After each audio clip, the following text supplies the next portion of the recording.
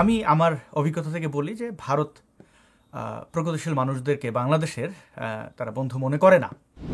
আমি দিল্লির দাসত্ব করতেও রাজি নই, আমি ইসলামাবাদের দাসত্ব করতেও রাজি নই, না রাজি আছি আমি ওয়াশিংটনের দাসত্ব করতে। আমি দাস নই, আমি মানুষ, এবং আমি বিদ্রোহী। আমি বিদ্রোহ করেছি, সত্য এবং ন্যায়ের পক্ষে আছি, থাকবো, এটা আমি বিশ্বাস করি। अगर कोई भी इंडियन, वो हिंदू हो, मुस्लिम हो, क्रिश्चियन हो, कोई भी जात वर्ण प्रजाति का हो, अगर वो इस वीडियो को इग्नोर करेगा वो मर जाएगा। तो इस वीडियो को प्लीज इग्नोर मत करना। अगर इग्नोर करोगे तो कट के मरोगे।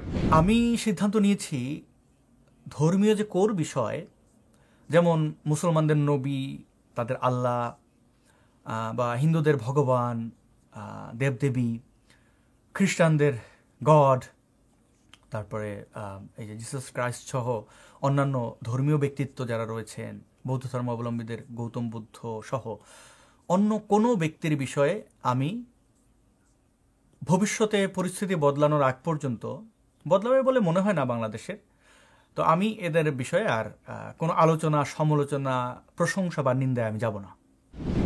ভারত আমাদের জন্য অবশ্যই খুবই গুরুত্বপূর্ণ একটি রাষ্ট্র। বাংলাদেশের মানচিত্রের দিকে তাকালে স্পষ্ট হওয়া যায় যে চতুর্দিকে যেহেতু ভারতের অবস্থান, তাই এই বাংলাদেশের রাজনৈতিক প্রেক্ষাপট, ধর্মীয় প্রেক্ষাপট বা অর্থনীতি সব কিছুর সাথে ভারত ওতপ্রোতভাবে জড়িত। এখন প্রশ্ন আসে, বাংলাদেশের নাস্তিক মুক্তমনারা কি ভারতে নিরাপদ? ভারত কি আমাদের বন্ধু রাষ্ট্র? এর উত্তর খুবই সহজ, এবং সেটি হচ্ছে না। বাংলাদেশের নাস্তিক মুক্তমনাদের জন্য ভারত কোনোভাবেই নিরাপদ দেশ নয়। এখন আপনারা অনেকেই হয়তো ভাববেন যে শত্রুর শত্রু বন্ধু হলে সেক্ষেত্রে ইসলামিক সন্ত্রাসবাদীদেরকে ভারত হুমকি মনে করে, সেক্ষেত্রে ইসলামিক সন্ত্রাসবাদীদের বিরুদ্ধে যারা লড়াই করছে তাদেরকে ভারত বন্ধু মনে করবে। না, ভারত এটি মনে করে না, এবং অফিসিয়ালি তারা এটি মনে করে না। যেমন বাংলাদেশ থেকে বিতাড়িত হওয়া কোনো মুক্তমনা বা নাস্তিক ভারতে আশ্রয় পান না। হ্যাঁ, ভারতে আশ্রয় পান না। আইনি কোনো বৈধতা নেই, কোনো রাস্তা খোলা নাস্তিক মুরতাদদের জন্য নেই।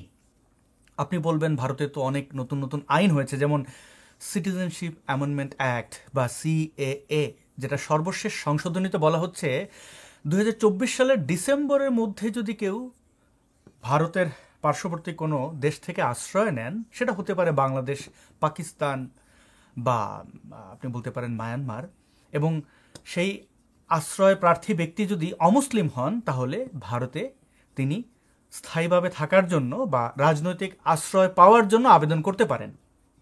কিন্তু সেখানে এক্স মুসলিম বা নাস্তিকদের জন্য কোনো সুযোগ নেই।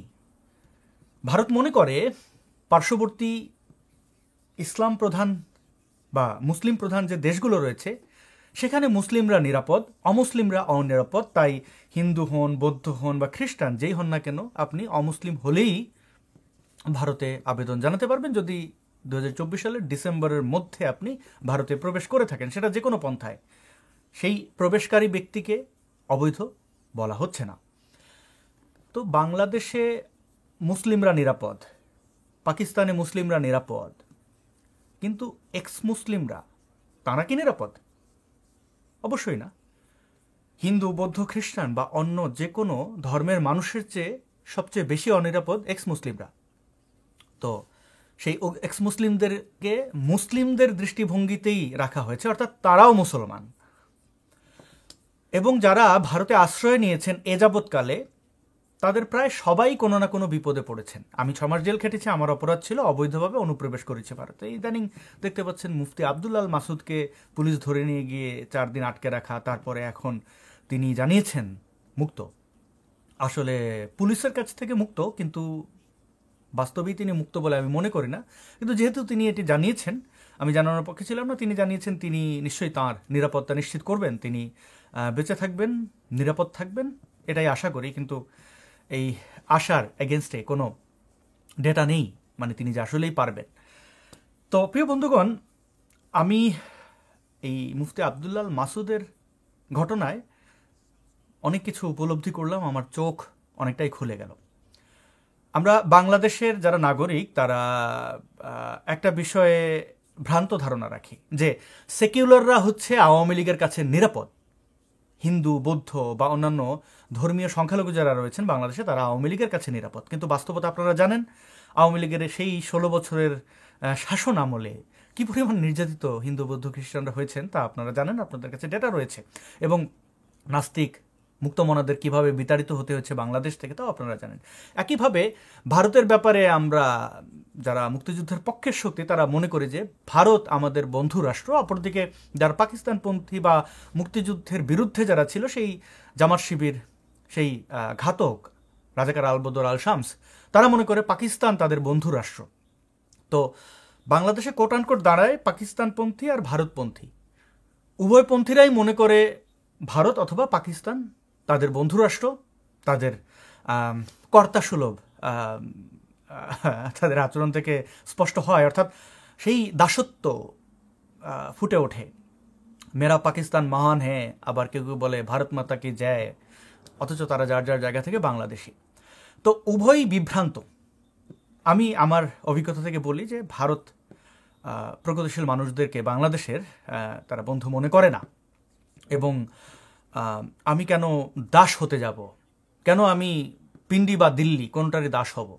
ইসলামাবাদও আমাকে ওন করে না এবং দিল্লিও করে না, কথা স্পষ্ট। এখন আপনি যদি ভারতপন্থায় নিমজ্জিত থেকে কৃত্রিম আনন্দ পেতে চান আপনি পেতেই পারেন, এটা আপনার স্বাধীনতা। আপনি যদি ভারতের বন্দনা করে মনে করেন যে ভারত আপনাকে আশ্রয় দেবে, এটা করতেই পারেন, আপনার স্বাধীনতা। বাস্তবতা আমি যা উপলব্ধি করেছি তাই বললাম। এবং ইসলামিক সন্ত্রাসীদের মতো ভয়ঙ্কর গোষ্ঠী পৃথিবীতে আর একটিও নেই, আমি এটা স্বীকার করি। তারা ভিন্ন মতের মানুষদেরকে, বিশেষ করে যারা ইসলাম নিয়ে প্রশ্ন তোলেন, সমালোচনা করেন, তাদেরকে একটাই সমাধান দেখতে পায়, তাদের করণীয় হচ্ছে কোপ দিতে হবে অথবা জেলে পড়ে দিতে হবে, যত ক্ষতি করা যায় আর কি। সেই তুলনায় হিন্দুত্ববাদী বা অন্যান্য ধর্মীয় যে গোষ্ঠীগুলো তারা এতটা বর্বর না হলেও ভারতীয় উপমহাদেশে আমি বেশ হতাশ এই গোষ্ঠীগুলোকে নিয়ে, সেটা হোক ইসলামপন্থী হোক হিন্দুত্ববাদী। মুফতি মাসুদের বেলায় দেখতে পেলেন যে গোঁড়া হিন্দুরা এই ব্যক্তির সাথে কি করেছে জানেন আপনারা, তাকে অ্যারেস্ট করাতে বাধ্য করা, তার নামে নিন্দা করা, এমনকি ভারতের মিডিয়াগুলোকে নিয়ে বাংলাদেশের ইসলামপন্থীরা যে আপত্তি এতদিন তুলেছিল তারও প্রমাণ পেলাম মুফতি মাসুদকে নিয়ে যত ধরনের নোংরা রিপোর্ট এবং স্পর্শকাতর তথ্য টেলিভিশনে দেখিয়ে দেওয়া, যেটি শুধু মুফতি আব্দুল আল মাসুদকেই ক্ষতি করবে না, আরও অনেক কিছুই রয়েছে, আমি আর সেটি বলছি না নতুন করে। তো প্রিয় বন্ধুগণ, হিন্দুত্ববাদীদের মধ্যে একটা বড় অংশ দেখলাম মুফতিকে কেন অ্যারেস্ট করা হবে না তার পক্ষে, মানে তাকে অ্যারেস্ট করেছে ভালো করেছে, ভারত সরকার যা করবে তাই ঠিক আছে, এখানে দাড়ি টুপি বা চেহারা দেখে বিবেচনা করতে হবে। তিনি নাস্তিক, তাহলে কেন নিজেকে মুফতি বলেন, কেন তিনি মাথায় টুপি দেন, কেন তার চেহারা দেখতে জঙ্গিদের মতো, নানান ধরনের কথাবার্তা, ভিকটিম ব্লেমিং এটা হয়েছে। এবং পরিস্থিতি যেদিকে যাচ্ছে সেটা কোনোভাবে ইতিবাচক নয়। প্রিয় বন্ধুগণ, আমি ব্যক্তিগতভাবে যখন এই মুফতি সাহেবের অ্যারেস্ট এবং পুলিশের সাথে কোঅপারেট করা, তাকে ছাড়িয়ে আনার সর্বোচ্চ চেষ্টা আমরা অনেকেই করেছি, তারপরে ব্যর্থ হয়ে মুফতি মাসুদের পরামর্শেই সোশ্যাল মিডিয়ায় তার বাস্তব অবস্থান তুলে ধরেছিলাম। পরবর্তীতে তিনি পুলিশের কাছ থেকে ছাড়া পাওয়ার পরে নিরাপত্তা নিশ্চিতের চেষ্টা করেছি, অনেক কিছুই করেছি, কোনো কিছুই গোপন নয়, যা কিছু সত্য তার সাথে ছিলাম, আপনাদেরকে জানিয়েছি। কিন্তু ক্ষুব্ধ ওই গোষ্ঠীটি, বিশেষ করে হিন্দুত্ববাদীদের একটা অংশ বা ইসলামপন্থীদের একটা অংশ, তারা যেভাবে চক্রান্ত করে গেছে, যেভাবে ভিকটিমকেই দায়ী করে গেছে, এখনও করছে, তাদের অনেক কিছু দেখে আমার চোখ খুলল। আমি গতকালের আগে 4 দিন ঘুমাইনি বলতে 1-2 ঘন্টা ঘুমিয়েছি, আবার ফোন ওপেন করে দেখেছি মুফতি সাহেবের কি আপডেট। তো সেই রেশ গতকালও রয়ে গেছিল এবং আমি বেশ বিপর্যস্ত ছিলাম শারীরিকভাবে, মানসিকভাবে, যে মুফতি সাহেব পুলিশের কাছ থেকে ছাড়া পেলেও আবার তাকে ধরে নিয়ে যাওয়া হবে না তো। ইসলামপন্থী যেগুলো উগ্র আছে ভারতের, তারা যে চক্রান্ত করছিল সেগুলোর অনেক কিছু আমি জেনে গেছি, তাদের মধ্যে আমাদেরও সমমনা লোকজন আছে। তো তাদের এই কুপরিকল্পনা কতটা তারা বাস্তবায়ন করতে পারবে আমি জানি না এখনও। তো আমি সিদ্ধান্ত নিয়েছি ধর্মীয় যে কোর বিষয়, যেমন মুসলমানদের নবী, তাদের আল্লাহ, বা হিন্দুদের ভগবান, দেবদেবী, খ্রিস্টানদের গড, তারপরে এই যে জিসাস ক্রাইস্ট সহ অন্যান্য ধর্মীয় ব্যক্তিত্ব যারা রয়েছেন, বৌদ্ধ ধর্মাবলম্বীদের গৌতম বুদ্ধ সহ অন্য কোনো ব্যক্তির বিষয়ে আমি ভবিষ্যতে পরিস্থিতি বদলানোর আগ পর্যন্ত বদলাবে বলে মনে হয় না বাংলাদেশের। তো আমি এদের বিষয়ে আর কোনো আলোচনা, সমালোচনা, প্রশংসা বা নিন্দায় আমি যাব না। এটা আমার স্থায়ী সিদ্ধান্ত, আপনারা পরবর্তীতে বুঝতে পারবেন। আপনি প্রশ্ন করবেন যে কেন, আমি কি তাহলে মানে হিন্দুত্ববাদীরা বলবে তো আগেই বলেছিলাম ওর শরীরে মুসলমানের রক্ত, ও এতদিন ভেগ ধরে নাস্তিক হয়েছিল। আমি নাস্তিক এবং এই নিয়ে আমার গর্ব রয়েছে, কোনো ধরনের অনুশোচনা নেই। এবং আমি মনে করি এ যাবৎ যত আমি ভিডিও করেছি, যা কিছু কথা বলেছি তা সত্য থেকেই বলেছি, কারোর দ্বারা প্ররোচিত বা মানে কি বলবো যে কোনো কিছুর বিনিময়ে এই কথাগুলো বলিনি। এখন যে সিদ্ধান্ত নিয়েছি সেটাও আমার উপলব্ধি থেকে। আমি রেসপন্সিবল হতে চাই, এর মানে এই নয় যে আমি অতীতে ইরেসপন্সিবল ছিলাম, আমার কোনো রেসপন্সিবিলিটি ছিল না। না, আমাকে পরিস্থিতি এই মুহূর্তে এই সিদ্ধান্ত নিতে বাধ্য করেছে। আমাদের আসলে জলে কুমির, ডাঙায় হচ্ছে বাঘ। আমি হয়তো এখন একটি নিরাপদ দেশে আছি। আমি নিজেকে প্রশ্ন করলাম, বাংলাদেশ থেকে প্রায় 10,000-এরও বেশি কিলোমিটার দূরে অবস্থান করছি এখন, এবং মানে এত দূরের একটি দেশ আমাকে রেসিডেন্সির জন্য যে ব্যবস্থা করেছে, তাদের জনগণ, এখন এই 1 বছরের বেশি সময় ধরে থাকছি, কোনো দিন রেসিজমের শিকার হলাম না। এখানকার জনগণ আমাকে আমার রং দেখে ঘৃণা করছে না, আমার ধর্মীয় পরিচয় কি কেউ আমাকে প্রশ্ন করছে না, তুমি মুসলমান নও কেন, তুমি হিন্দু নও কেন, তুমি কেন নাস্তিক, কোনো কিছুই করছে না। আমার পাশের দেশ ভারত, এতদিন জেনে এসেছে এত মহান, সেই মহান হওয়ার উদাহরণ তো পেলাম না। আমি তো সেই সাফারিং স্যার বলছি না যে কতটুকু কষ্ট করেছে। হ্যাঁ, আমার অনেক ভারতীয় বন্ধুরা অনেক উদার, অনেক উপকার আমাকে করেছেন, তাদের প্রতি কৃতজ্ঞ, কিন্তু রাষ্ট্র ভারত তো আমাকে স্বীকৃতি দিচ্ছে না। এবং এত 1000 কিলোমিটার দূরে আমাকে আশ্রয় নিতে হলো, কেন ভারত নয়? দায়ী যদি কেউ হবে তাহলে জওহরলাল নেহরু বা জিন্নাহ হবে। আমি তো দেশ ভাগ করিনি। আমাদের সর্বনাশ তো সেই তখনই হয়ে গেছে যখন বাংলা ভাগ হয়েছে। তো সেই সর্বনাশকে আমি ঠেকাতে পারবো? আমি বিভিন্ন স্পর্শকাতর বিষয়ে সমালোচনা করছি, তাতে অনেকেই ইনফ্লুয়েন্স হয়ে সেই বিষয়গুলো কথা বলতে গিয়ে বাংলাদেশে বিপদে পড়ছেন। তার আশ্রয়ের ব্যবস্থা কি আমি করতে পারছি? ভারতের দরজা তো আমাদের জন্য বন্ধ, এবং ভারতের দরজা বন্ধ এটা কতটা গুরুত্বপূর্ণ সেটা বোঝানোর জন্যই শুরুতে আমি মানচিত্র দিয়ে শুরু করেছিলাম, যে বাংলাদেশের মানচিত্রের চতুর্দিকে ভারত। যখন মিয়ানমারের রোহিঙ্গা মুসলমানরা নির্যাতিত হয়ে বাংলাদেশে আশ্রয় নিয়েছিলেন, তখন কেউ প্রশ্ন করেছিলেন যে তারা কেন আমেরিকায় যায়নি। মানুষ তো পাখি নয়, মানুষ তো মানুষ, মানুষ হাঁটে, পাখি ওড়ে। তাদের পক্ষে বাংলাদেশ ছাড়া অন্য কোনো দেশে যাওয়া সম্ভব হয়নি। কিছু মানুষ ভারতে আশ্রয় নিয়েছেন, সেই রোহিঙ্গাদেরকেও কিন্তু অফিসিয়ালি ভারত সাহায্য করেছে। আমি নিজে দেখেছি। আমার যখন এক্সিট পারমিটের প্রয়োজন ছিল তখন দিল্লিতে ইউএনএইচসিআর এর অফিসে গেছিলাম। তারা বলেছিল রোহিঙ্গা হলে তোমাকে আশ্রয় দিতে পারি বা টেম্পোরারি অ্যাসাইলাম দিতে পারি, যদিও ভারতের আইনে এটি নেই, কিন্তু শিথিলতা রয়েছে। কিন্তু বাংলাদেশের কোনো ব্যক্তিকেই আমরা রিফিউজি হিসেবে রেজিস্টার করতে পারবো না এবং এক্সিট পারমিটেরও ব্যবস্থা করতে পারবো না।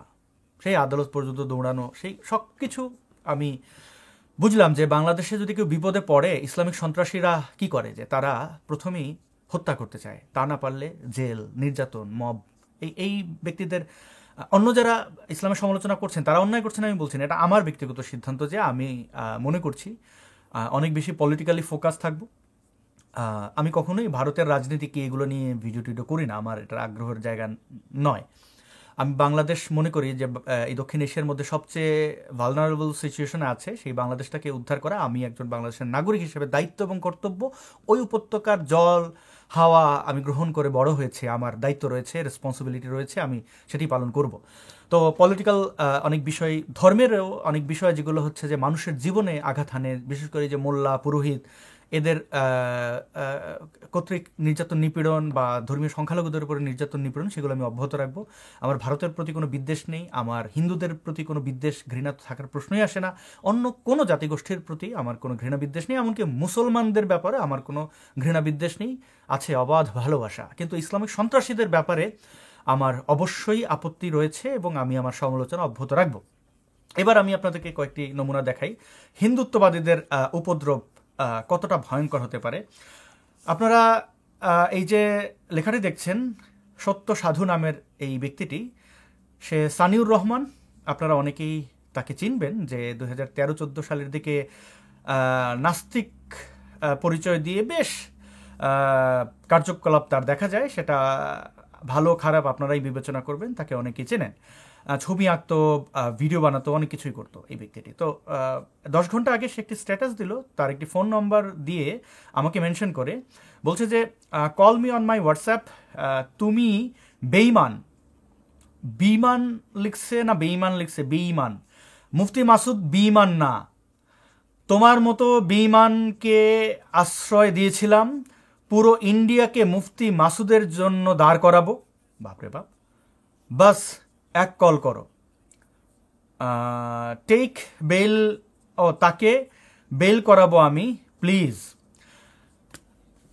আপনারা জানেন মুফতি মাসুদ মানে অ্যারেস্টই হননি, অর্থাৎ আটক হয়েছেন। তিনি কোনো মামলায় অভিযুক্ত নন, তার বিরুদ্ধে কোনো মামলা দায়ের করা হয়নি, তিনি আদালতে যাননি। সেখানে বেইলের প্রশ্ন কেন আসছে, এবং গত 2 দিন ধরেই প্রায় এই বিষয়টি নিয়ে অনেক আলোচনা, এবং গতকাল থেকে বাংলাদেশের নাগরিকরা জানেন তিনি মুফতি মাসুদ সাহেব মুক্তি পেয়েছেন, এবং তিনি নিজেই পুলিশের কাছ থেকে মুক্তি পাওয়ার বিষয়টি লিখেছেন এবং ব্যাপক পুলিশের প্রশংসা করেছেন। আমি জানি না যারা ধরে নিয়ে গেল, যারা এই পরিস্থিতির সৃষ্টি করলো, তারা কিভাবে হিরো হয়। যাই হোক, এটা তাঁর ব্যাপার, তাঁর কৌশল, তিনি ভালো বুঝবেন। তো এই ব্যক্তি কাকে বেল করবে, কেন বেল করবে বুঝলাম না, এবং আমাকে বলল বেঈমানের কারণ 2017 সালে আমি যখন ভারতে জীবন বাঁচানোর জন্য চলে গেছিলাম, সেই প্রস্থানকে অনেকে পালিয়ে যাওয়া মনে করেন। সেটি যদি পালিয়ে যাওয়া হয় তাহলে শেখ হাসিনাও পালিয়ে গেছেন, মুসলমানদের নবীও পালিয়ে গেছিলেন, এবং আওয়ামী লীগের নেতাকর্মী যে লাখ লাখ তারাও পালিয়ে গেছে। তাদের সাথেও আমার তুলনা হবে না, তারেক রহমানের সাথে আমার তুলনা হবে না, কারণ আমি ক্ষমতা ভোগ করিনি। অর্থাৎ আমি ক্ষমতা থাকাকালীন মানুষকে নির্যাতন নিপীড়নের অভিযোগ কিছুই নেই, আমার বিরুদ্ধে ধর্ষণ, খুন, মানুষের অর্থ আত্মসাৎ কোনো অভিযোগই নেই। আমি কাউকে নির্যাতন নিপীড়ন চালিয়ে দেশ ত্যাগ করিনি বা করতে বাধ্য হইনি। আমি বিতাড়িত হয়েছি শুধুমাত্র আমার কথার জন্য। সেটা যদি অ্যাটাকও হয়, সেটা ভার্বাল অ্যাটাক, যেটা মানুষকে ফিজিক্যালি কোনো হার্ম করে না। তো সেই ঘটনায় আমি ভারতে আশ্রয় নেওয়ার পরে তেমন কোনো ব্যক্তিরই সাহায্য পাইনি। যারা আমার পূর্ব পরিচিত ছিলেন তারা নানান অজুহাত দেখিয়ে আমাকে দুচ্ছাই করেছেন, আমার তা সেই নিয়ে কোনো অভিযোগ নেই। সানিউর আরেকজনের আশ্রয় ছিলেন বর্ধমানের বহিলাপাড়ায় অমিত রায় নামের একজন ব্যক্তির, তার সাথে আমার প্রায় সময় কথা হয়েছে। তো সেই ব্যক্তিটি অবশ্যই তিনি প্রকাশ্য হিন্দুত্ববাদী, আমি সেটি জানতাম না। আমাকে আরেক বাটপার ওইখানে রেফার করেছিল, সেই বাটপারকে আমি তখন আপন ভেবেছিলাম, নাম নিচ্ছি না সঙ্গত কারণেই। তো আমি সানিউরের কাছে গিয়ে বিপদে পড়ে গেছি, কারণ সানিউর হিন্দুত্ববাদী। আমাকে জানায় যে হিন্দু জাগরণ মঞ্চ সহ আরও কয়েকটি তার ঘরের মধ্যে পোস্টার দেখতে পাই, এবং আমাকে বলে যে অর্থের বিনিময়ে তাদের বিভিন্ন মঞ্চে গিয়ে, তাদের ওই বাংলাদেশে যেরকম ওয়াজ মাহফিল হয় ওরকম মঞ্চে গিয়ে হিন্দুদের প্রশংসা করতে হবে, হিন্দুত্ববাদের প্রশংসা করতে হবে, ইসলামিক সন্ত্রাসবাদের বিরুদ্ধে তো বলতেই হবে, সাথে মানে মানে কিস্তি খাওয়ার করা ইসলাম নিয়ে আর কি। তো আমি এটি প্রত্যাখ্যান করি, কারণ এক মৌলবাদীদের কাছ থেকে এসে আরেক মৌলবাদের হাতে পড়বো, এটা আমি চাইনি। মৌলবাদী কীভাবে, তাদের আচরণে মনে হলো যে আমি মাত্র বিপদ থেকে এখানে এলাম, আমাকে এখনই তারা পণ্য বানিয়ে দিচ্ছে, আমাকে কেন্দ্র করে তারা ধান্দার উদ্দেশ্য করছে, এটি আমার কাছে স্পষ্ট ছিল। তো সানিউরের ওই সো কল্ড আশ্রয়, সে আমাকে আশ্রয় দেয়নি, আমি আবার বলছি, অমিত রায় দিয়েছে। অমিত রায়ের আশ্রয় সে ছিল, সে তার মতো আমাকে ধান্দায় কাজে লাগানোর চেষ্টা করেছিল। যেমনটা আপনি অনেক নারীদেরকে দেখতে পাবেন যে বিপদে পড়ে কোথাও হয়তো আশ্রয় নিয়েছে, সে হয়তো পতিতাবৃত্তির সাথে যুক্ত বা বেশ্যার দালাল, এক কথায় সে বাধ্য করে ওই নারীকে যৌনকর্মে লিপ্ত হতে, ওইরকম একটা, মানে আমাকে হিন্দুত্ববাদী বানিয়ে দেওয়ার তার প্ল্যান ছিল। এখন দেখতে পাচ্ছেন সে সত্যনিষ্ঠ আর্য নাম নিয়ে অনেক বছর ধরেই জয় শ্রীরাম জয় শ্রীরাম চিৎকার করতো, এখন সে নিজেকে সাধু বলে। তার কিছু ভিডিও আমরা দেখব। তো প্রিয় বন্ধুগণ, এই ধান্দাবাজ আমাকে দিয়ে তার ধান্দা চরিতার্থ করতে পারেনি বলে আমাকে বেঈমান বলছে। যাই হোক, সে তার মতো করে। ইমান আর বেঈমানের সংজ্ঞা, সে না সাধু, সে না হিন্দু হয়ে গেছে, ইমান আর বেঈমান কোথায় পেল? ইসলাম সে ছাড়লেও তাকে ইসলাম ছাড়েনি।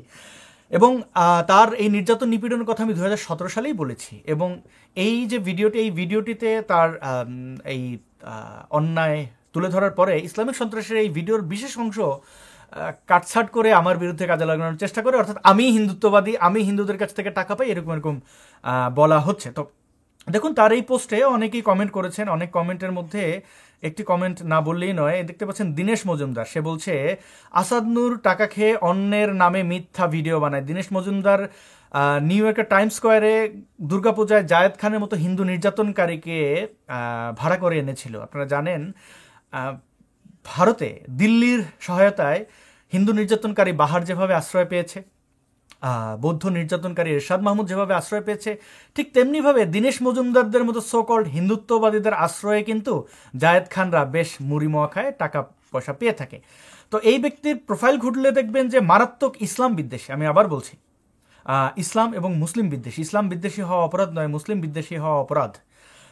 তো এই কাজটি সে করে, এবং সেইখানে এসে যে কমেন্টটি করলো, এটি কেন করেছে আপনারা নিশ্চয়ই এতক্ষণে বুঝতে পেরেছেন যে তার অন্যায় আমি তুলে ধরেছিলাম। এবং সে বলছে টাকা খেয়ে, তার জীবদ্দশায় কোনো দিন একটা সিঙ্গেল প্রমাণ যদি সে পারে যে কারোর কাছ থেকে 1 পয়সা খেয়ে আমি তার এই মুখোশ উন্মোচন করেছি, তাহলে আমি আমার ভিডিও ডিলিট করে ফেলব। এবং আমৃত্যু কেউ বলতে পারবে না যে আমাকে, যে আসাদ আপনাকে আমি 100 টাকা দিয়ে দিলাম, বিনিময়ে আপনি এটা করতে হবে, এর বিরুদ্ধে বলতে হবে, এর পক্ষে বলতে হবে। তো এই হিন্দুত্ববাদী সন্ত্রাসী দীনেশ মজুমদার সে তার যে ব্যবসায় যে লসটা হয়েছে সেটা সে সামলে উঠতে পারেনি। চিন্তা করো না দীনেশ, তোমার আর্থিক যে কেলেঙ্কারিগুলো আছে সেগুলো নিয়েও আমি কাজ করছি, এবং তুমি এই ধর্ম ব্যবসা এবং বাংলাদেশের নির্যাতিত নিপীড়িত হিন্দুদের উপরে মাথায় কাঁঠাল ভেঙে তুমি খাবে, বাংলাদেশের হিন্দু নির্যাতনকারীদের তুমি বন্ধু বানাবে, এটা তুমি করে যাবে এবং সফল হবে, সেটা ভেবো না। এই বউ ভাড়া দেওয়া গোষ্ঠী, হ্যাঁ, যাদেরকে লেলিয়ে দিয়েছ এখন, কি আর বলি। শোনো দীনেশ, তোমার ব্যক্তি জীবনে তুমি মুসলিম বিয়ে করেছো, তুমি অর্ধেক মুসলিম অর্ধেক হিন্দু, সেটা নিয়ে আমার কোনো অসুবিধা নেই। তুমি যখন তোমার বউয়ের পরিবারের সাথে ওঠা বসা করো, তুমি যে সেখানে মুসলিম প্রিটেন্ড করো, সেটাও আমি জানি, আমার তা নিয়ে কোনো অসুবিধা নেই। তুমি একটি স্বাধীন দেশে থাকো, সেখানকার আইন অনুযায়ী কোনো অন্যায় করছো কিনা সেটাই আমার দেখার বিষয়। এবং বাংলাদেশের বৃহৎ স্বার্থে তুমি কোনোভাবে আঘাত হানছো কিনা, তোমার ধর্ম ব্যবসা চরিতার্থের জন্য কোনো ভালনারেবল জাতিগোষ্ঠীকে অন্ধকারে ঠেলে দিচ্ছ কিনা, এটাই আমার কনসার্ন। তো তুমি যতদিন অন্যায়ের সাথে থাকবে, আমি তোমার এই অন্যায় প্রতিহত করার চেষ্টা করব। তো এই বাটপার সানিউর, ধর্ম ব্যবসায়ী সানিউর নিজেকে সত্যনিষ্ঠ আর্য বলে, তার আচরণে দেখুন সে কিভাবে ধর্ম ব্যবসা করছে, এবং সে চাইছে তার মতো করে ধর্ম ব্যবসায়ী প্রত্যেকটা বাংলাদেশ থেকে বিতাড়িত এক্স মুসলিম হোক, তার মতো করে হিন্দু হয়ে যাক, জয় শ্রীরাম বলুক, গোমূত্র খাক। এখন আমার প্রশ্ন তো সহজ, যে কেন উটের মূত্রখোরদের কাছ থেকে বিতাড়িত হয়ে গোমূত্রখোরদের আশ্রয়ে যাব? কেন মরু ডাকাতদের অনুসরণ না করে, মরু ডাকাত বলছি যে এই দেখতে পাচ্ছেন বাংলাদেশে যেভাবে ইসকনকে ফাঁসানোর জন্য যে নাটক করা হচ্ছে, নারীদেরকে ভোগ্যপণ্য বলা হচ্ছে, একের পর এক বাচ্চা শিশুদেরকে বিয়ে করার কথা, বিয়ের নামে ধর্ষণের চেষ্টা হচ্ছে, এগুলো সুন্দরবনের ডাকাত বা মরু ডাকাত ছাড়া আর কাদের পক্ষে করা সম্ভব? ডাকাতরা ডাকাতি করে, ধর্ষণ করে সেখানে, মানে এই তো তাদের একমাত্র উদ্দেশ্য থাকে নারীকে তারা, তাদের ভাষায় ভোগ, আমাদের ভাষায় ধর্ষণ এবং লুটপাট করা। তো সেই লুটপাটকারীদের কাতারে তারা, মানে এক বাটপারের কাছ থেকে গিয়ে আরেক বাটপারের আশ্রয়ে থাকতে হবে। এখন হিন্দুত্ববাদীদের মধ্যে যারা উগ্র, তারা লুটপাট করে কিনা, ডাকাতি করে কিনা, তারা কি করে, সেই বিতর্ক তো আপনাদের কাছে আছে, এই সংক্রান্ত অনেক ভিডিও আছে। ভারতের সেই উদাহরণ আমি দিতেও চাই না, ভারত আমাকে যা দিয়েছে তাতেই আমি অনেক খুশি, এত খুশি যে আর কি বলবো। তো আমাকে কোনো কিছু দিলে সে ভালো, না দিলে খারাপ, আমি সেটা বলিনি। আমার একজন মানুষ হিসাবে, এই ভারত উপমহাদেশের একজন ব্যক্তি হিসেবে, আমি দেখতে তো ভারতীয়, তো আমার নাগরিক অধিকার রয়েছে, আমার মানবিক অধিকার রয়েছে, সেই অধিকার ক্ষুণ্ণ হলে আমি তো কথা বলবোই। দালাল হলে ভিন্ন কথা, তো আমি দালাল নই, কোনোদিন হতেও পারবো না। তো এই ব্যক্তিটি কি বলে শুনুন। कम्युनिटी को ना मैं बोलता हूं, और एक टाइम तक मैं खुद नहीं, मैं कोई मजाक नहीं कर रहा हूं, आई एम सीरियस। ये जो इसमें जो औरत है, जो मेरा वाइफ है, वो मेरा बुआ की बेटी थी। তো এই নারী যাকে দেখলেন সম্ভবত সানিউরের প্রথম স্ত্রী, এবং এই নারীকে নিয়ে 2017-15 থেকে দেখেছি তাকে নোংরামি করতে, 17 থেকে দেখেছি, এবং মানে বউ বেঁচে খাওয়া আর কি। সে বোঝায় যে আমি একজন মুসলিম নারীকে বিয়ে করেছি, তার আবার রিলেটিভ বলছে, সেই মানুষটিকে বাজারে তুলে দেওয়া, এটি সে করেছে। मेरे वाइफ के साथ मैंने जब अपना फोटो पोस्ट किया था, सारे लोग, এই ব্যক্তির নাম সম্ভবত, নামটি আমার নিচ্ছি না, সামথিং মন্ডল। তো তিনি একজন ভারতীয়, বাঙালি, তাকেও সানিউর বিয়ে করেছিল। তার সংসারের ওই ওই ওই ঘরে একটি সন্তান রয়েছে, পুত্র সন্তান সম্ভবত একটি বা দুটি। তো সেই নারীর সাথেও সানিউর সম্ভবত বিচ্ছেদ করেছে, যেহেতু সে সাধু হয়ে গেছে। এবং সে একটা ভিডিওতে আমি শুনেছি যে বলছিল যে আমি কেন নপুংসক, মানে সাধু হলে বোধহয় টাং টং তুলে দিতে, মানে ওই যে বিচিলেস হইতে হয় সম্ভবত, আমি জানি না। তো সে বলছিল সে সংসার পরিত্যাগ করেছে, ভালো করেছে, এবং সংসারের রেসপন্সিবিলিটি যে নেই তার, সেটা প্রমাণের জন্য এই নারীকেও সে বাজারে তুলে দেয়। কথা হচ্ছে, একজনের সাথে তোমার বিচ্ছেদ হয়েছে, তাকে তুমি সোশ্যাল মিডিয়ায় আনছো কেন? যদি সে তোমার ক্ষতিও করে থাকে, তোমরা তো একসাথে ছিলে, যেই মানুষটির সাথে একসাথে ছিলে তার প্রতি যদি সম্মান না থাকে, ধরলাম এই সাথী এই ব্যক্তিটি তোমাকে অপমান অপদস্থ করছে, তোমার উচিত একজন এই সমাজের পুরুষ হিসেবে, যেহেতু পুরুষরা নারীদের উপরে নির্যাতন করে, পুরুষদের সকল গুণ এবং নারীদেরই সকল দোষ হিসেবে দেখা হয় সমাজে, তোমার রেসপন্সিবিলিটি হচ্ছে, তোমাকে গালাগালও যদি তিনি করেন, তোমাকে যদি অপবাদও দেন, তুমি সেই অপবাদ থেকে নিজেকে মুক্ত করার লক্ষ্যে সেই নারীকে আক্রমণ করবে না। এটা হচ্ছে সমতা। তো এই নারীকে সে নিয়ে ব্যবসা করছে। মানে দেখুন, अब इन लोगों का क्या होगा, इनका देखभाल कौन करेगा, बच्चे का क्या होगा। सत्य बात यह है कि जिंदा रहने के लिए ना माँ का जरूरत है, ना बाप का जरूरत है, ना बच्चों की जरूरत है, ना बीवी की जरूरत है। अगर कुछ जरूरत है वो है पैसा। अगर मैं अपने परिवार को नहीं छोड़ता तो मेरा शक्ल दिखा के दुकान से कोई सामान ला पाता? Of course not. मेरा बेटे को अगर चॉकलेट खाने का दिल करता, वो सिर्फ मेरे को पकड़ के ले जाके दुकान के सामने खड़ा कर देता, तब क्या मेरे बेटे को चॉकलेट मिल जाता मेरे शक्ल दिखाने के बाद? Of course not. Everyone need money. আচ্ছা, আমি কি আর বলবো, এর কথাবার্তাগুলো ডিবাং করার মতো রুচি আমার নেই। শুধু একটা বলি, পৃথিবীর কোনো বাবা বা কোনো মা এটা বিশ্বাস করবেন না যে তাদের শাকাল দেখাকে মানে চেহারা দেখিয়ে দোকানে গেলে পণ্য দেয় না। পৃথিবীর কোনো বাবা মার ক্ষেত্রেই সেটি ঘটে না, কোনো সন্তানের ক্ষেত্রে সেটি ঘটে না যে বাবা মার চেহারা দেখালে খাবার দাবার পাওয়া যাবে। যেটা বলছে যে বেঁচে থাকার জন্য পয়সার দরকার, না, বেঁচে থাকার জন্য শ্রম দেওয়া জরুরি। আর শ্রম দিলে পয়সা আসে, টাকা আসে, কর্ম করা আর কি, কর্মই হোক ধর্ম। কিন্তু সে বলছে তার পয়সা দরকার, এবং যেহেতু পয়সার জন্যই সে সব কিছু করছে, এই সত্য কথাটা সে বলেছে, এবং তাই সে তার স্ত্রী সন্তানদেরকে ছেড়ে দিয়েছে। শুনুন। ये जो पंडित लोग गेरुआ वस्त्र पहन के मंगलम भगवान विष्णु मंगलम करोड़ध्वज मंगलम कुंडलिकाक्ष मंगलम करोवरी भगवान को पाने के लिए, of course not, they need the money. Okay, যাই হোক, এইসব কথাবার্তা যে বলতে পারে তার কাছ থেকে আর কি আশা করতে পারি? স্ত্রী সন্তানদের দায়িত্ব নেবে না, এই মানে দেখুন, আপনার কারোর সাথে প্রেম হয়েছে, আপনি প্রেমের সম্পর্কটা কিছুদিন কন্টিনিউ করলেন বা করলেন না, সেটা আপনার আর তার ব্যাপার। কিন্তু লিখিত চুক্তি যেটা হয়, স্ত্রী বা স্বামী হিসেবে সমাজে পরিচয় করে দেওয়া, পিতা হিসেবে বা মাতা হিসেবে সমাজে পরিচয় করিয়ে দেওয়াটা, আর দেওয়ার পরে আপনি সেই দায়িত্ব থেকে সরে যাওয়া, আপনার পয়সা লাগবে, আপনি সন্ন্যাস নেবেন বলে, এটা আমার কাছে মনে হয় যে সঠিক নয়। যাই হোক, সে যেটা মনে করছে তার পক্ষে যুক্তি আনছে। তো এই ব্যক্তিটি আরও মানে এর কি আর বলবো, দেখুন আপনারা নিজেও গিয়ে তার এই সত্য আমি একটু প্রমোটও করে দিলাম, তার ভিডিওটি একটু দেখতে পারেন। তো যে ব্যক্তিটিকে আমি অনেক আগে দেখেছি, তার অনেকগুলো ভিডিও এইগুলোই একজনে পাঠিয়েছিলেন, সেগুলো এক জায়গায় রাখা ছিল, মানে আমার হোয়াটসঅ্যাপে আমি খুঁজে বের করে, আমাকে যখন আজকে গালাগাল করছে অনেকেই আমাকে এটা ইনবক্সে পাঠালেন যে সেই সত্যনিষ্ঠ আর্য সেই বাটপার সানিউর না। তো আমি অনেককে মেসেজ করতে গিয়ে বুঝলাম যে কতজনকে আর মেসেজ করবো। তো আমি ভাবলাম যে এই যে হিন্দুত্ববাদী এরা যে আসলে কেমন, সেটা আপনাদের একটু দেখানো উচিত। पता है कि मैं थोड़ा सा अजीब हूँ कि इतना नॉलेजेबल पर्सन जिसको मल्टीपल लैंग्वेजेस आता है, अरबिक, মানে সে বোঝালো সে এত নলেজেবল পারসন, ইতনা নলেজেবল পারসন, মানে নিজেকে নিজে বলছে নলেজেবল পারসন। আজকাল আসলে বোধহয় কলিযুগ চলে এসছে, পাগল নিজেকে বলে আমি পাগল, নলেজেবল পারসন নিজেকে বলছে নলেজেবল পারসন। আসলে কে পাগল আর কে জ্ঞানী এটা তো বুঝতে পারছি না। এবার দেখুন, বাংলাদেশে আমরা দেখি বিভিন্ন ছাগুরা গিয়ে এই কোকাকোলা খাওয়া যাবে না, এটা শুয়োরের রক্ত দিয়ে বানানো হয়, ইসরায়েলিরা এটা তৈরি করেছে, এটা করা যাবে না, এটা ছোঁয়া যাবে না, এখানে অপবিত্র জিনিস আছে, হারাম জিনিস আছে, একই জিনিস এই সাধু বাবা আমাদেরকে শেখাচ্ছেন। এবং তার মোটামুটি সব ভিডিওতেই ভিক্ষাম দেহি, এটার মানে বোধহয় ভিক্ষা দাও, এরকম কিছু একটা, পেটিএম, জিপে, ফোনপে একটা নাম্বার দেওয়া আছে, আপনারা তাকে অর্থ দিতে পারেন। আমরা 2017-র দিকে এই ব্যক্তিকে বলতাম পেটিএম বাবা, তখন পেটিএম এত জনপ্রিয় না হলে বলতো পেটিএম একটা নাম্বার দিয়ে বলতো 1 টাকা 1 টাকা করে সবাইকে দিতে হবে। এবং সামনে একটা ভিডিও দেখবো যে সে মানুষকে বলছে তার কথা না শুনলে মরে যাবে। আচ্ছা দেখবো। ये है क्या? ऊपर माल्टा लिखा हुआ है। इसका पैकिंग जो है बहुत ही खूबसूरत तरीके से इसको जूस का पैकेट बनाया गया है। तो इसमें खूबसूरत तरीके से लिखा हुआ है कि नेचुरल स्पिरिट, जिसका अल्कोहलिक जो स्ट्रेंथ है वो है 36%। मतलब ये कोई जूस का पैकेट नहीं, ये एक दारू का पैकेट है। और इसका नेट क्वांटिटी है 180 ml और इसका फसाइल नंबर है, जो इसका लाइसेंस नंबर है 100130। ওকে, এটা খাওয়া যাবে না, এটা এটা হারাম।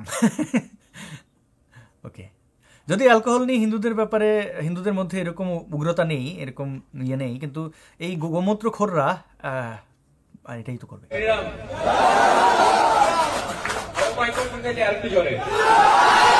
এই সেই প্রথম জয় শ্রীরাম বলে বোধহয় সে হিন্দু হয়েছিল। আচ্ছা, আমি ইগনোর করলাম, মরে যাব। একটা লোক যখন বলে যে এই ভিডিওটাকে ইগনোর করলে মরে যাবে কেউ, তার ব্যাপারে কেন আমি বলেছিলাম শুরুতেই যে এর ব্যাপারে কথা বলার রুচি আমার নেই, তাও আমি দেখালাম যেন হিন্দুত্ববাদীদের মধ্যে যারা ওই মানে কারা গরুর মুত বা উটের মুত খায়, যাদের মাথায় ঘিলু বলতে কিছু নেই, আর সব গোবর বা উটের লেদা, ছাগলের লেদিতে ভরে আছে, সেই সব অনুর্বর মস্তিষ্কের, মানে মস্তিষ্ক তো অনুর্বর থাকে না কারোরই, সবাই সেটাকে উর্বর করে। একাডেমিক শিক্ষা না থাকলে প্রকৃতি থেকে শিখেও মানুষের মতো মানুষ হয়, কিন্তু এরা কি আর বলবো। তো দেখুন, সে তার সন্তানকে নিয়ে ব্যবসা করতেও ছাড়েনি, মানে সন্তানকে বাজারে তুলে দিয়েছে। চিন্তা করুন। रह गया ना तो मेरा बेटा भी तुम लोगों जैसा मुस्लिमों से पिछवाड़ा मरवाएगा। মুসলিম দ্বারা বলৎকার নিজে থেকে হবে আর কি, ধর্ষণের শিকার হবে নিজে থেকে। হ্যাঁ, পিছুয়ারা মারায়েগা, মানে একটা মানুষ নিজের সন্তানকে দেখিয়ে এরকম কথা বলতে পারে? মানে মুসলমানদের হত্যা না করলে তুমিও মুসলমানদের কাছ থেকে, মানে মুসলমানদের প্রতি এত ঘৃণা কেন? মুসলমানরা কি করে? মানে ধর্ম দ্বারা একটা গোষ্ঠী ভিকটিম হয়, সেই ভিকটিমকে কেন তুমি দায়ী করছো?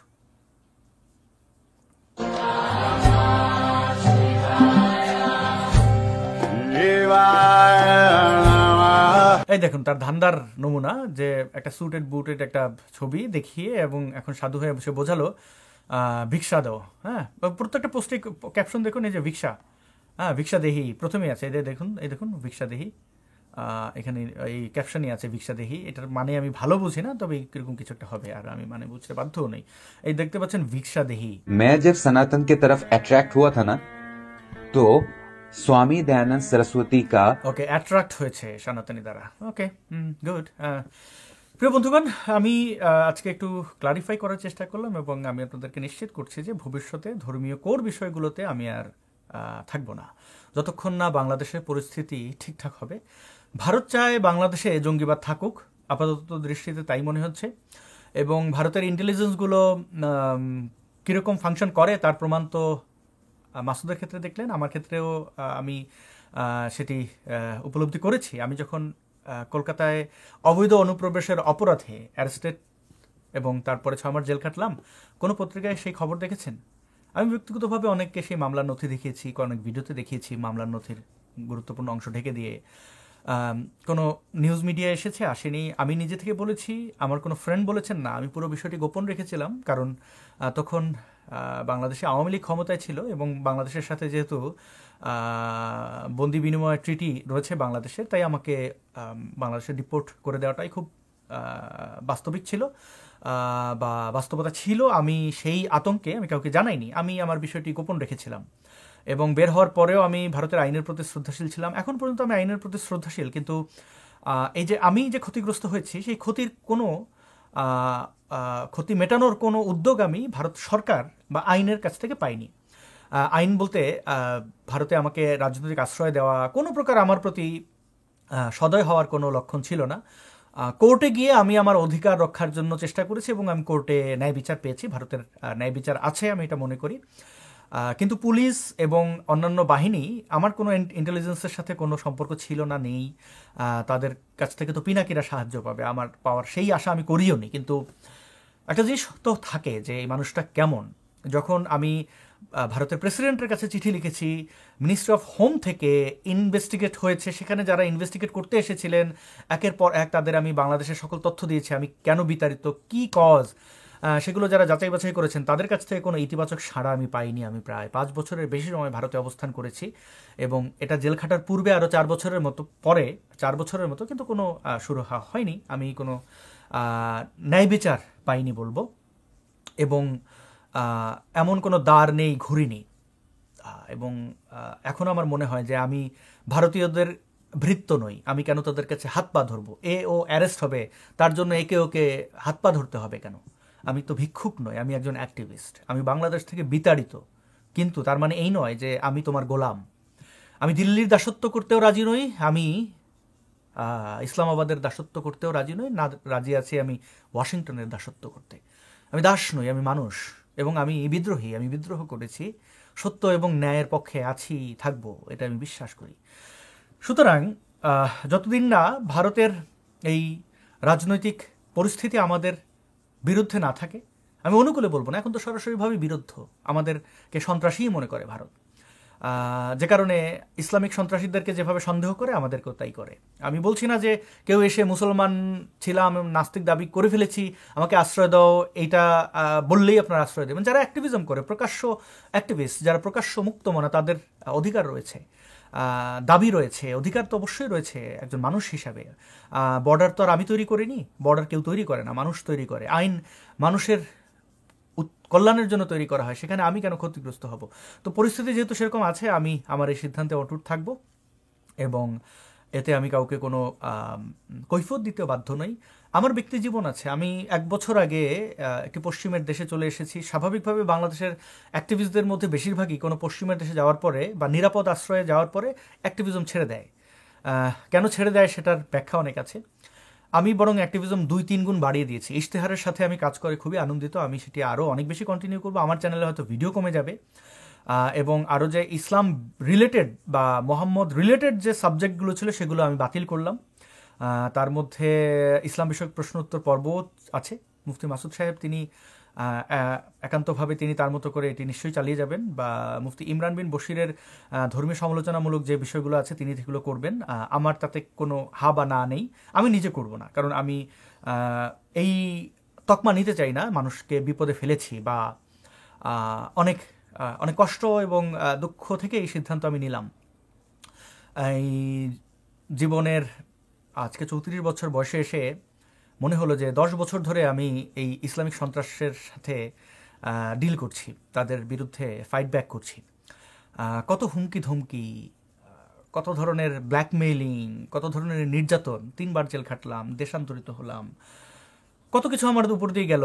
একটা দিনের জন্য আমি আমার অবস্থান থেকে সরিনি, একটা দিনের জন্য না। কত প্রলোভন, কত টাকার অফার ইসলামের এই কোর বিষয়গুলো থেকে সরে আসার জন্য। আপনারা জানেন এইগুলো কারা দেয়, ইসলামপন্থী মোল্লা মৌলবীদের যে ফাউন্ডেশনগুলো আছে তারা কতটা শক্তিশালী, তারা কতটা ইকোনমিক্যালি স্ট্রং। আমি সব কিছুই প্রত্যাখ্যান করেছি। আজকে নিজের উপলব্ধি থেকে, আমি বাধ্য হয়ে নই, উপলব্ধি থেকে আমি এই সিদ্ধান্ত নিলাম। এবং না, থ্যাংক ইউ, ভালো থাকবেন এবং দেখা হবে। রাজনৈতিক প্রেক্ষাপট এবং ধর্মীয় মৌলবাদীদের যে উপদ্রব সেগুলো থেকে কীভাবে আমরা রক্ষা হতে পারি, আমি আমার ক্ষুদ্র জ্ঞান থেকে আপনাদের সাথে সেগুলো শেয়ার করব।